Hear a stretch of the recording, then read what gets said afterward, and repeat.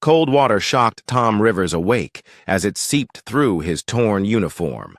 His head pounded like someone had hit it with a hammer, and the taste of blood filled his mouth. The emergency lights flickered red across the flooded corridor, dancing shadows on the walls of what used to be the research vessel Horizon's Edge. Tom pushed himself up from the metal floor, water dripping from his dark hair. The ship groaned around him like a dying animal. Sparks flew from damaged control panels, and somewhere in the distance, an alarm kept beeping the same 3 notes over and over. The water reached his knees and kept rising. He tried to remember. What happened? They had been studying asteroid formations in the outer rim when something went wrong. The ship shook violently, throwing everyone around like toys. Then the lights went out, and now he was alone in a flooding corridor with no idea where the rest of his crew had gone. Tom pressed his hand against a wall to steady himself. The metal felt cold and wet. He needed to find the others, but first he had to figure out where he was. The corridor looked familiar but wrong somehow. The walls seemed too tall, and the ceiling curved in a way that made his eyes hurt if he looked at it too long. A new sound caught his attention. Water was pouring in from somewhere above, creating a small waterfall that splashed against the floor. Tom followed the sound and found a massive hole in the ceiling where twisted metal stuck out like broken teeth. Through the gap, he could see stars, which meant the hull was breached. That was bad news. Very bad news. Tom pulled out his emergency scanner, a small device every crew member carried. The screen crackled to life, showing him what he already knew. Life support was failing. Oxygen levels were dropping. The ship's main computer was offline. He had maybe 6 hours before the air became too thin to breathe, assuming the water didn't. Reach the ceiling first. He needed tools, and he needed them fast. Tom waded through the rising water toward what should have been the engineering section. His boots splashed with each step, and the sound echoed off the strange walls. Everything felt too quiet except for the constant drip of water and that annoying alarm. The engineering section was a mess. Cables hung from the ceiling like dead snakes, and most of the equipment was either underwater or completely destroyed. But Tom had been fixing things since he was old enough to hold a wrench. His father always said that humans were good at making broken things work again, even when they shouldn't. Tom grabbed what he could find.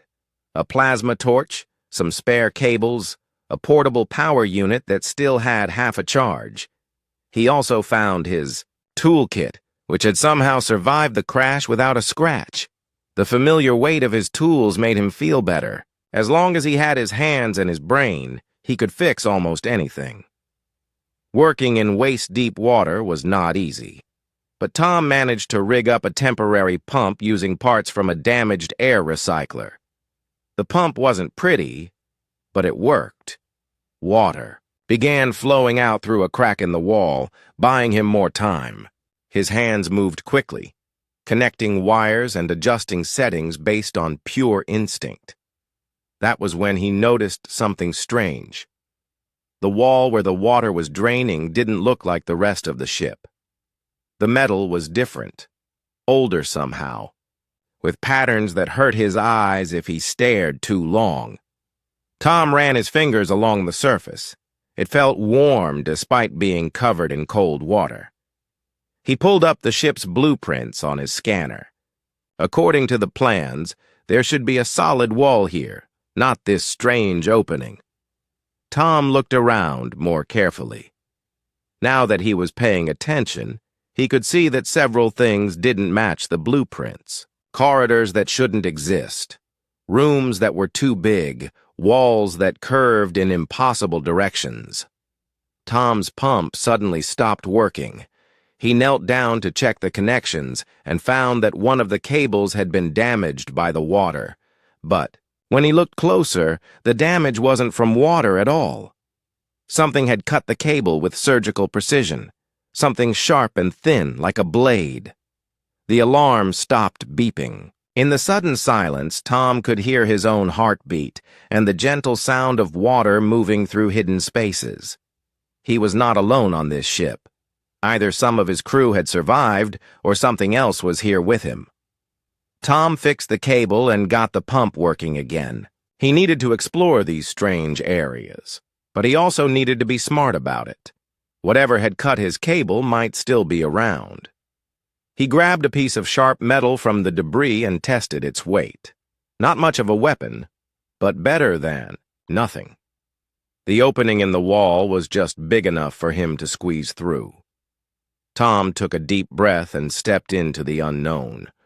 The space beyond was completely different from his ship. The walls were smooth and dark, covered in symbols that seemed to move when he wasn't looking directly at them. The air smelled old, like it had been trapped for a very long time. His scanner went crazy as soon as he entered the new area. Energy readings spiked off the charts, then dropped to 0, then spiked again. Whatever this place was, it was still active after who knows how many years. Tom could feel electricity in the air, making his skin tingle. The corridor stretched ahead into darkness. Tom activated his torch and began walking carefully, testing each step before putting his full weight. Down, the floor felt solid, but he had learned not to trust anything on this strange vessel. After about 50 meters, the corridor opened into a vast chamber. Tom's torch beam couldn't reach the far walls, but he could see enough to know that this place was huge and old, very old. The walls were covered in the same moving symbols, but here they glowed with a soft blue light that pulsed like a heartbeat. In the center of the chamber sat something that made Tom's breath catch in his throat. It looked like a machine, but it was shaped like no machine he had ever seen. Organic curves mixed with geometric patterns in ways that should have been impossible. And it was humming softly, a sound that seemed to come from everywhere at once. Tom realized that his ship hadn't just crashed into an asteroid field. They had crashed into something much, much older. The machine in the center of the chamber drew Tom closer like iron to a magnet. His boots echoed in the vast space as he approached, each step sending ripples through pools of collected water. The humming grew louder, and the blue symbols on the walls pulsed faster, as if responding to his presence. Tom circled the strange device, trying to understand what he was looking at. It stood about 3 meters tall and twice as wide, with surfaces that seemed to flow like liquid metal, but felt solid when he carefully touched them. Cables or veins ran across its surface, carrying pulses of light from one section to another. It was definitely a machine, but built by minds that thought very differently from humans. His scanner was useless here. The readings jumped around so wildly that Tom finally turned it off. Whatever energy this thing was putting out, it was beyond anything human science could measure. But Tom didn't need instruments to tell him the most important thing. This machine was still working after countless years, and it was generating power. Lots of power. The water level in his ship was still rising. Tom could hear it through the opening he had squeezed through. His temporary pump was fighting a losing battle against whatever was flooding the horizon's edge. He needed a better solution, and this ancient power source might be exactly what he needed. Tom had always been good at seeing how things worked, even when he didn't understand the science behind them. His instructors at the academy called it intuitive engineering. His father had called it stubborn curiosity. Whatever the name, it had saved his life more than once.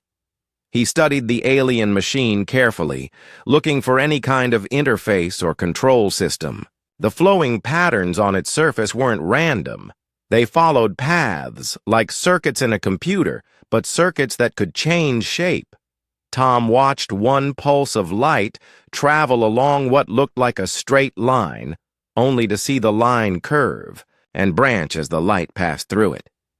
The machine was adapting to each pulse, changing itself to carry the energy more efficiently. Tom had never seen anything like it, but the basic principle was familiar. Energy flowed from sources to destinations, following the path of least resistance. If he could tap into that flow, he might be able to redirect some of it to his own systems. Tom went back to his ship and gathered more tools. He needed cables that could handle high energy loads, plus some kind of converter to make alien power compatible with human technology. It was like trying to connect a lightning bolt to a flashlight, but Tom had done impossible things before. Working by the light of the pulsing symbols, Tom began his most ambitious repair job ever. He couldn't directly connect to the alien machine, but he didn't need to.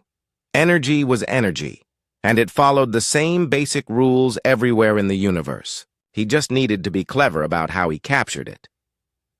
Tom ran cables along the chamber walls, following the natural flow of the alien energy patterns. Where the symbols pulsed brightest, he placed small collectors made from parts of his ship's sensor array. The collectors would absorb ambient energy and feed it into his makeshift power grid. The first connection sent a shock up his arm that made his teeth ache, but it worked. His improvised voltmeter showed a steady flow of power, more than enough to run his life support systems. Tom grinned in the blue-lit darkness. His father had been right. Humans were very good at making broken things work.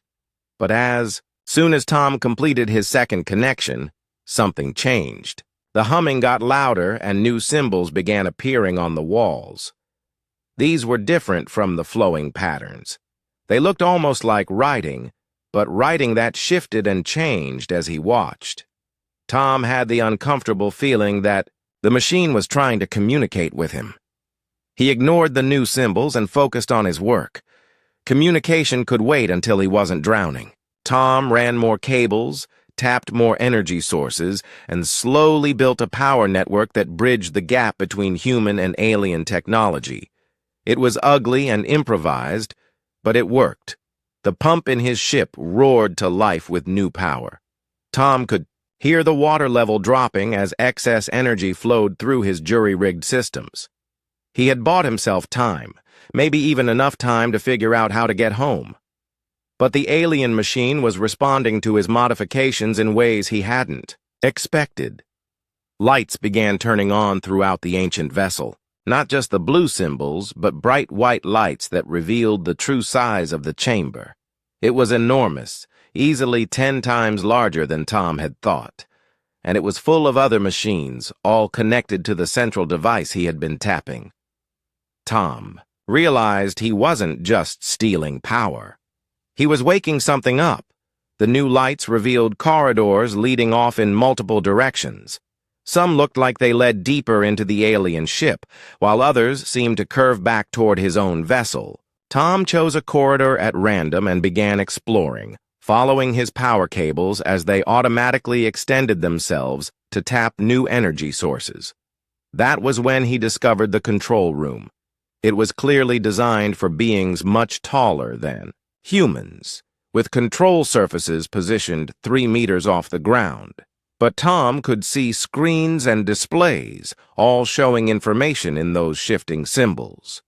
Most interesting were the 3-dimensional displays that showed what looked like star maps with pulsing dots connected by flowing lines. Tom climbed up on some kind of control pedestal to get a better look. The star maps were incredible, showing not just the positions of stars but the flow of energy between them. Some stars pulsed brightly, while others were dim or dark. The flowing lines seemed to show how energy moved through space itself, like a vast cosmic power grid. As Tom watched, one of the dim stars suddenly flared bright and new flowing lines appeared, connecting it to other stars in the network. Tom had the disturbing thought that the star maps weren't just showing energy flows. They were showing something feeding on stellar energy, growing stronger with each meal. A new sound made Tom spin around. Something was moving in the corridors. Behind him, something big. The footsteps were too heavy to be human, and they had a strange rhythm, like someone walking on legs that weren't quite the right shape. Tom climbed down from the control pedestal and grabbed his improvised weapon. The metal shard felt small and useless in his hand, but it was all he had. The footsteps got closer, echoing through the alien corridors with mechanical precision. But when the figure finally appeared in the doorway, Tom almost laughed with relief. It wasn't an alien at all. It was a robot, or something like a robot. It stood about 2 meters tall, with a roughly humanoid shape, but covered in the same flowing metal as the central machine.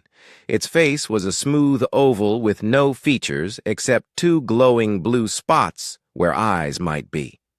The robot looked at Tom for a long moment, then began making sounds. Not speech exactly, but a series of tones and harmonics that somehow felt like language. Tom didn't understand the words, but the meaning was clear. The robot was asking him a question. Tom pointed to himself and said his name slowly. Tom Rivers. The robot's eye spots flickered, and when it spoke again, the sounds were different. Still alien, but with a rhythm that reminded Tom of human speech. It was trying to copy his language patterns. Tom Rivers, the robot said. The words, distorted but recognizable. Why do you wake the devourer? Tom stared at the robot, his mind racing. The word devourer sent a chill down his spine, but he had no idea what it meant. He had been so focused on survival that he hadn't stopped to think about what he might be waking up with his improvised power taps. I don't understand, Tom said slowly, keeping his voice calm. What is the devourer? The robot's blue eye spots flickered as it processed his words. When it spoke again, its voice was clearer, more human-like. You have connected your primitive systems to the containment matrix. The energy flows are disrupting the stasis field. The devourer stirs. Tom looked back at his cables running along the walls. They were still carrying power to his ship, keeping his life support running and the water levels down. But apparently, they were also doing something else. Something the robot thought was dangerous. I just needed power, Tom explained. My ship is flooding. I'll die without life support. The robot tilted its head in what might have been confusion. You would risk universal catastrophe for your individual survival? I don't know what you're talking about, Tom said, frustration creeping into his voice. I'm just trying not to drown. Before the robot could answer, the chamber around them began to change. The humming from the central machine grew deeper, more complex. New symbols appeared on the walls, flowing faster than before. And something else was happening to the air itself. It felt thicker, charged with electricity that made Tom's hair stand on end.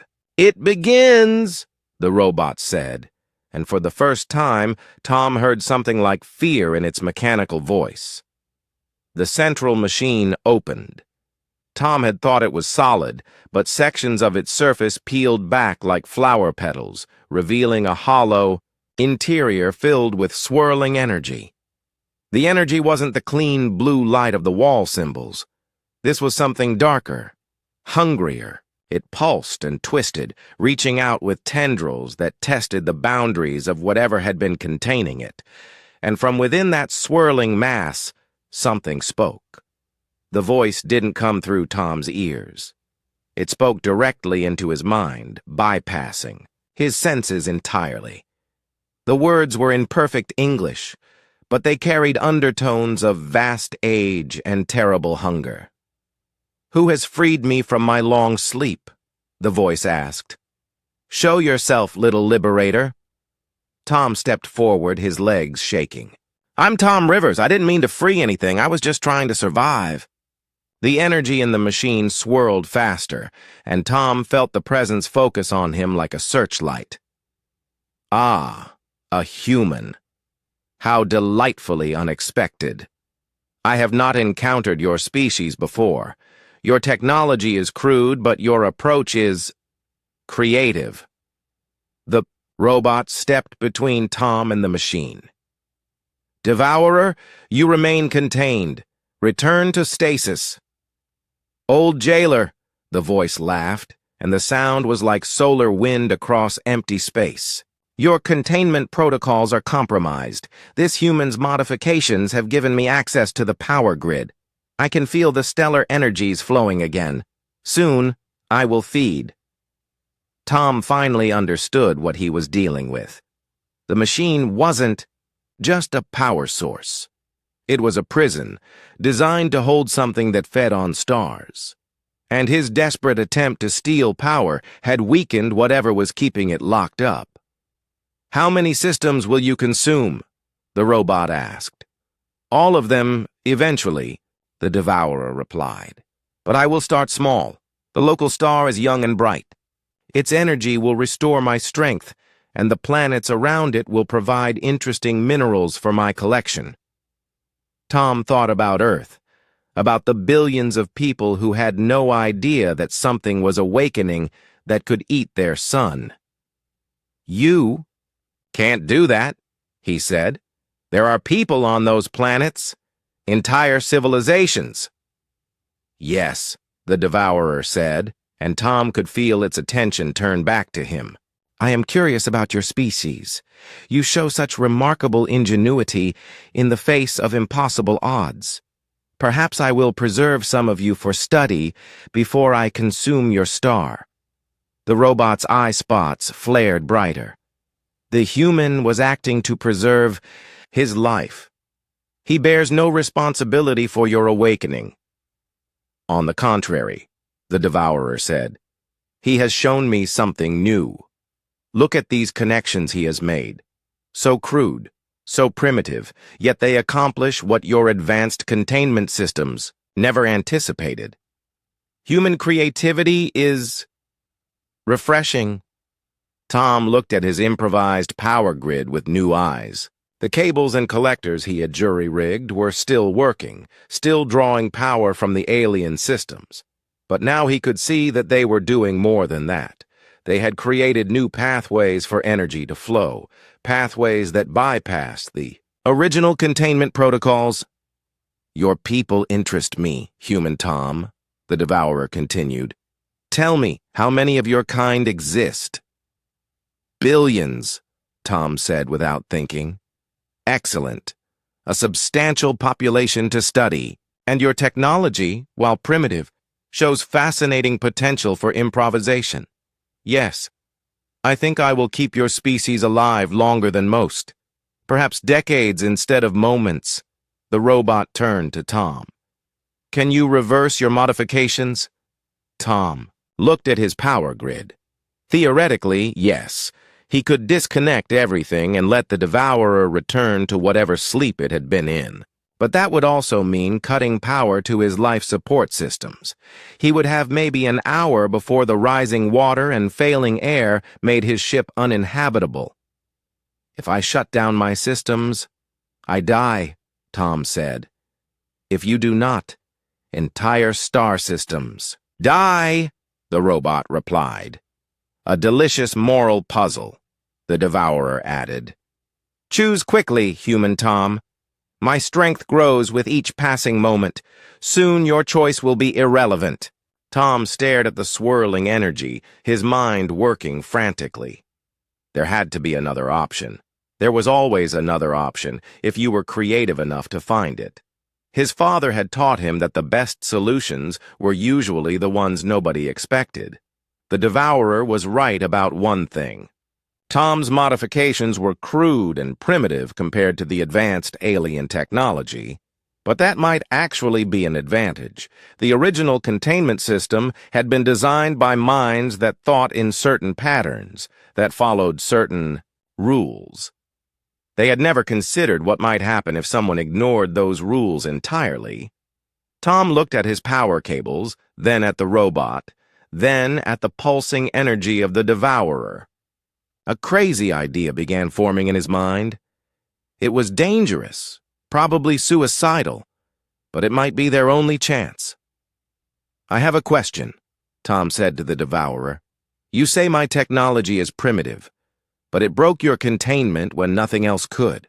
Doesn't that make it more advanced in some ways? The energy paused in its swirling. An interesting perspective. Continue. Well, if my primitive human systems can do things your advanced captors never expected, what else might they be capable of? Tom was stalling for time, but he was also probing. He needed to understand the relationship between the Devourer and its prison, needed to find some weakness he could exploit. You propose an alliance? The Devourer asked, sounding amused. I propose a partnership, Tom said, the plan crystallizing in his mind. You need someone who can think outside the rules. I need power to survive. Maybe we can help each other. Parab. Robot's eye spots flared in what Tom interpreted as alarm. Human, you cannot trust this entity. I don't trust anyone right now, Tom replied. But I'm not dead yet, and that means I still have options. The alliance Tom proposed lasted exactly 17 minutes. That was how long it took for him to realize that the Devourer saw him as nothing more than a useful tool, and for the ancient prison ship's security systems to fully wake up. When they did, everything changed. Tom had been working with the Devourer to expand his power grid, using the entity's knowledge to tap into energy sources he never could have found on his own. The work was fascinating. The Devourer understood energy manipulation on a level that made human engineering look like children playing with blocks. But every improvement Tom made also gave the entity more freedom to extend its influence throughout the ship.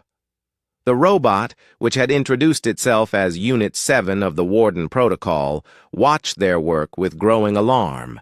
Its warnings became more urgent as Tom's modifications spread deeper into the alien vessel's systems. You are giving it access to navigation controls, Unit 7 said, as Tom connected another power relay. It will be able to move the entire ship. So what? Tom replied, sweat dripping from his forehead as he worked in the cramped space behind a control panel. The ship's been dead in space for who knows how long. At least now we might be able to get somewhere. Where it wishes to go is the nearest inhabited system, Unit 7 said. Once there, it will consume the local star to regain full strength, Tom paused in his work. That was definitely not part of his plan. How long would that take?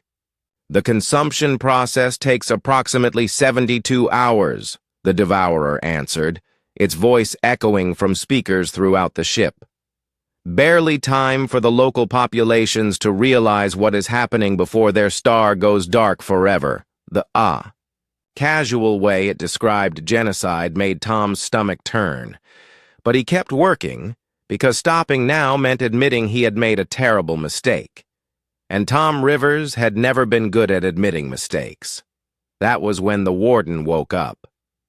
Tom first noticed it as a change in the ship's lighting. The blue symbols that had been pulsing gently suddenly turned red, and new patterns appeared on the walls, flowing in the opposite direction from the Devourer's energy streams. An alarm began sounding, but not the simple beeping Tom was used to. This was a complex musical tone that seemed designed to be heard by minds very different from human ones. Containment breach detected, a new voice announced. Unlike the Devourer's direct mental communication or Unit 7's mechanical speech, this voice came from everywhere at once, as if the ship itself was speaking. Initiating lockdown protocols. All unauthorized modifications will be purged. The ship began fighting back against Tom's improvised power grid. Cables that had been carrying energy smoothly suddenly overloaded and burned out. Control systems that Tom had managed to interface with human technology went dead. Even worse, the sections of the ship that Tom's modifications had been powering began shutting down, including the areas where his life support equipment was running. The Warden has awakened, the Devourer said, and for the first time, Tom heard something like concern in its voice. Your modifications have triggered its defensive protocols. Tom found himself caught in the middle of a war between two ancient intelligences, both of which had power far beyond anything humans had ever created. The Warden was trying to shut down everything Tom had built, while the Devourer was trying to protect the connections that gave it access to the ship's systems. And Tom, trapped between them, was watching his life support systems fail one by one. "Can you stop the Warden?" Tom asked the Devourer as he scrambled to repair a critical power coupling. "Not directly," the Devourer admitted. "It has control of the ship's primary systems, but your modifications have created pathways it cannot simply delete. If you can maintain those connections, I can work around its defenses." Tom looked at Unit 7, who had been unusually quiet during this exchange. "What about you? Can you help me?" "My primary directive is to maintain containment of the Devourer," Unit 7 replied. "Helping you would compromise that directive. But letting me die means the Devourer wins anyway," Tom pointed out. "My modifications are the only thing keeping it partially contained right now. If I die, who's going to maintain them?" Unit 7's eye spots flickered as it processed this logic. "You are correct. Preserving your existence serves the containment directive. I will assist you." So began the strangest partnership Tom had ever been part of. He found himself working with both his captor and his jailer, using his knowledge of his own improvised systems to stay one step ahead of the Warden's attempts to shut everything down. The ship became a maze of competing technologies. Sections under Warden control glowed red and followed the original ship's design principles. Areas influenced by the Devourer pulsed with dark energy and twisted geometry that hurt to look at. And scattered throughout were Tom's jury-rigged connections, crude human technology that somehow managed to bridge the gap between the two alien systems. Tom's modifications became the key battlefield. The Warden couldn't simply delete them because they were too different from anything in its database. It had to analyze each connection, understand how it worked, then figure out how to safely remove it. That took time, and time was something Tom could work with. Meanwhile, the Devourer used Tom's connections as camouflage, hiding its own influence within the human design systems. Every cable Tom ran gave it new pathways to explore. Every power tap provided energy it could use to strengthen itself. Tom began to realize that both ancient intelligences were playing a deeper game than he understood. The Warden wasn't just trying to recontain the Devourer. It was also studying Tom's work, learning how human creativity could break seemingly unbreakable systems. And the Devourer wasn't just trying to escape. It was teaching Tom things, giving him knowledge that would make his modifications more effective, more permanent. They were both using him, but Tom was starting to use them right back. "Warden," Tom called out as he rerouted power around another failed system. "I have a question for you." "State your inquiry," the ship's voice replied. "How long have you been guarding the Devourer?" 17,432 years, 7 months, 14 days. Tom whistled softly. That was a long time to spend as a prison guard. "Ever get lonely?" There was a pause before the Warden answered. "I do not experience loneliness. I experience purpose. But what happens when your purpose is complete?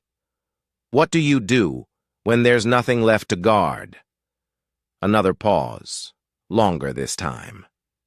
"That scenario is not within my programming parameters." Tom grinned in the flickering light of the alien corridor. He was beginning to understand something important about both of his companions.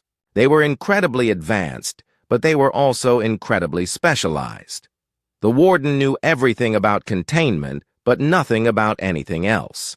The Devourer understood energy and consumption, but had never had to think about cooperation or compromise.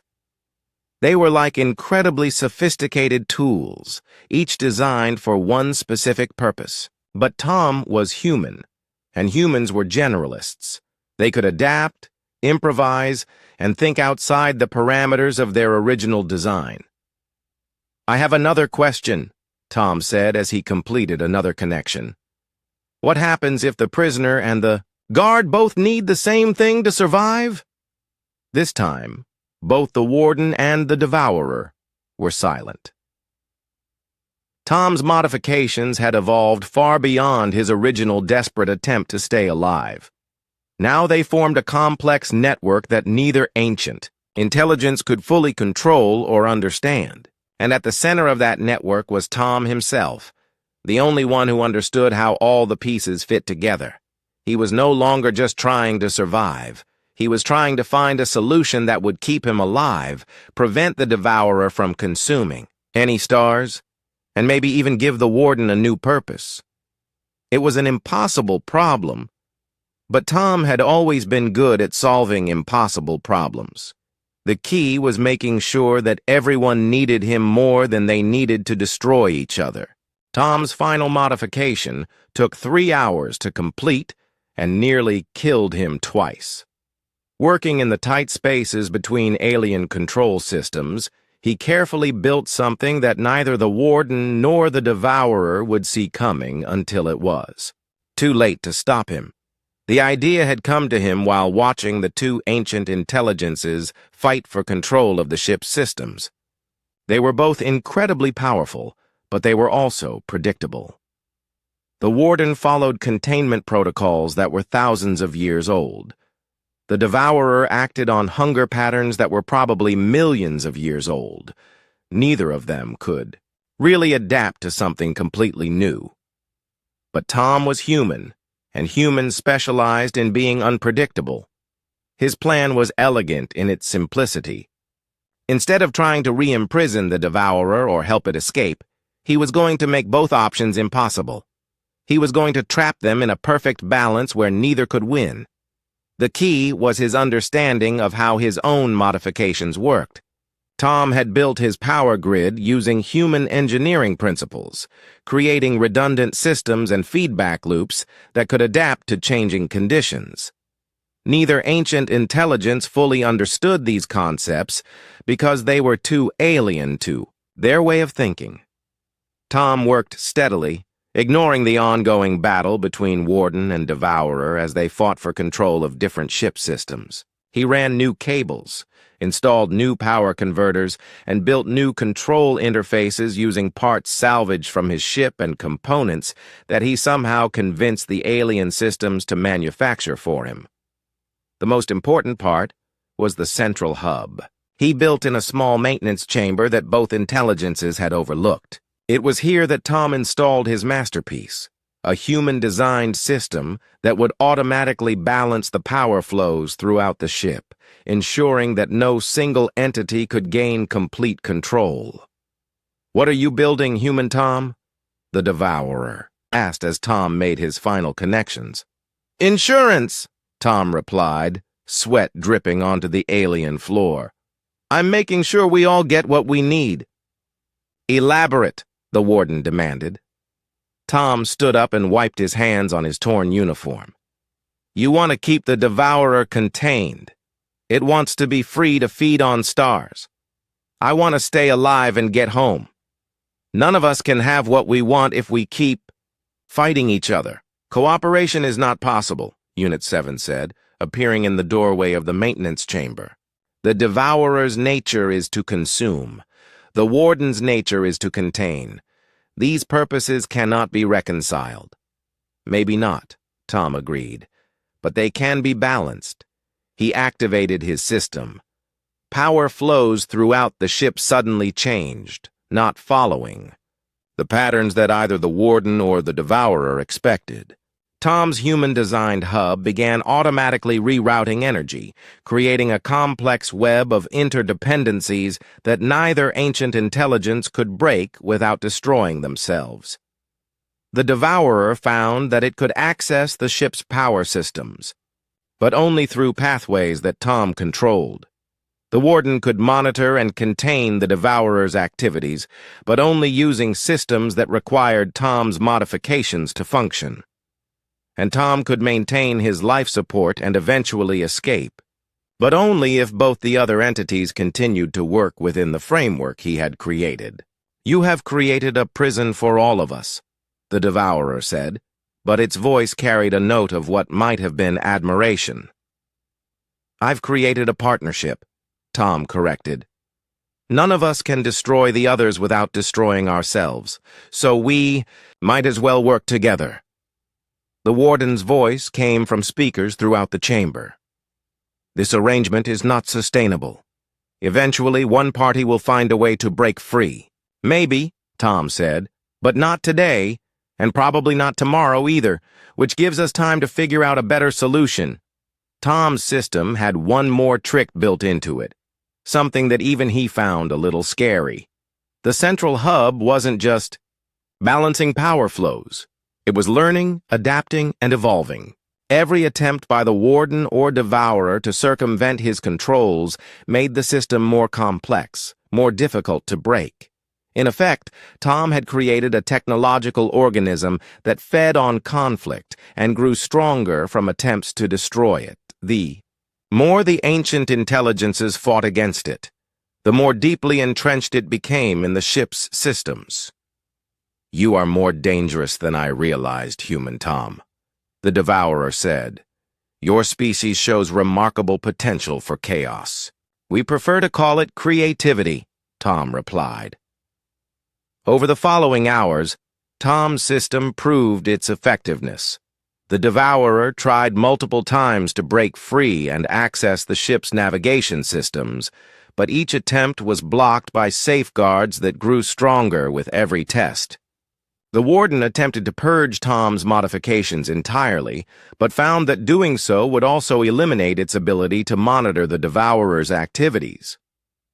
Tom spent the time building an escape pod using components from both ships. It was a strange hybrid of human and alien technology, powered by energy stolen from the Devourer and guided by navigation systems borrowed from the warden. Neither ancient intelligence could stop him without disrupting the careful balance he had created. "Where will you go, human Tom?" the Devourer asked, as Tom made final preparations for his departure. "Home," Tom said simply. "I have a report to file. You will tell your people about us," the warden stated. "Eventually, but not yet. Humanity isn't ready for this kind of power. Maybe in a few generations, when we've learned to be less destructive." Tom sealed the last panel on his escape pod and ran through the pre-flight checklist. Everything looked good. His life support would last long enough to reach the nearest human colony, and the pod's hybrid systems were more advanced than anything Earth had ever built. "I have a proposition for both of you," Tom said as he prepared to leave. "Instead of spending eternity fighting each other, why not try learning from each other? The warden has perfect containment protocols. The Devourer understands energy manipulation better than anyone. Together, you could probably solve problems that neither of you could handle alone. Cooperation between captor and prisoner is illogical," Unit 7 observed. "So was everything I did to survive," Tom replied. "But it worked." Tom climbed into his escape pod and sealed the hatch. Through the small viewport, he could see the vast chamber where this whole adventure had started. The central machine that had once been the Devourer's prison now served as the heart of his balanced system, pulsing with carefully regulated energy flows that neither ancient intelligence could fully control. "Farewell, human Tom," the Devourer said as Tom activated his engines. "You have shown me that there are forms of power I never considered. Perhaps there are also forms of satisfaction beyond mere consumption." "Acknowledged," the warden added. "Your methods were crude, but effective. I will study them for future reference." Tom's pod launched from the alien vessel, leaving behind the strangest partnership in galactic history. As he set course for home, he couldn't help but smile. His father had always said that the best solutions were the ones nobody expected. A human engineer, an ancient entity that ate stars, and a robotic jailer working together to maintain a balance that none of them could break. It wasn't the rescue Tom had hoped for when he first woke up in that flooded corridor, but it was something better. It was proof that even the most impossible problems could be solved if you were willing to think outside the rules that everyone else followed. Tom activated his pod's communication system and began composing his report. He had a lot to explain to his superiors, but he would start with the most important lesson he had learned. Sometimes the best way to win was to make sure that everyone else had too much to lose by fighting. Behind him, the ancient ship continued its eternal journey through space, powered by a system that turned conflict into cooperation and chaos into balance. And at its heart, two of the most powerful intelligences in the galaxy slowly began to discover that there might be better ways to spend eternity than as eternal enemies. Tom had given them something that neither had possessed in millions of years. He had given them a reason to change. As his pod entered hyperspace, Tom settled back in his seat and closed his eyes. He had survived impossible odds, prevented a cosmic catastrophe, and created a solution that would keep working long after he was gone. Not bad for a day's work, but most importantly, he had proven something that his father had always believed but never been able to demonstrate on such a scale. Humans might not be the strongest or smartest or most advanced species in the galaxy, but they had one advantage that even ancient cosmic entities couldn't match. They were really, really good at making impossible things work.